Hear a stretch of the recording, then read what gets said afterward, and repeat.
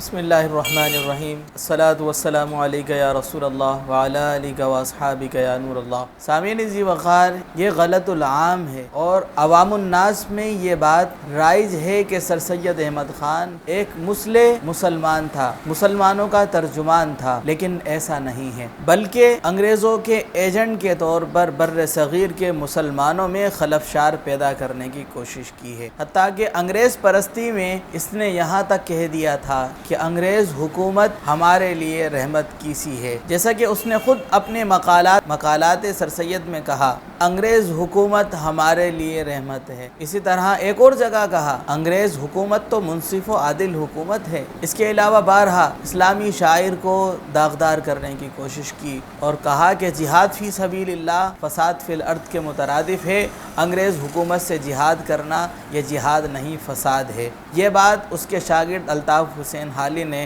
ببانگ دہل کہی، لیکن ہمارے ذہنوں میں یہ راسخ ہے کہ سر سید مسلمانوں کا خیر خواہ تھا، لیکن ان تمام شواہد سے یہ واضح ہوتا ہے کہ سر سید احمد خان کسی بھی طور پر مسلمانوں کا خیر خواہ نہیں تھا، بلکہ اس نے انگریزوں کے ایجنٹ کی حیثیت سے بر صغیر میں کام کیا اور پاکستان بننے کی راہ میں رکاوٹ بنے رہے۔ اللہ تعالیٰ سے دعا ہے کہ ہمیں حقیقی اور سچے رہنماؤں کو سمجھنے کی توفیق عطا فرمائے اور اسلام دشمنوں کو بھی سمجھنے کی ہمیں توفیق عطا فرمائے۔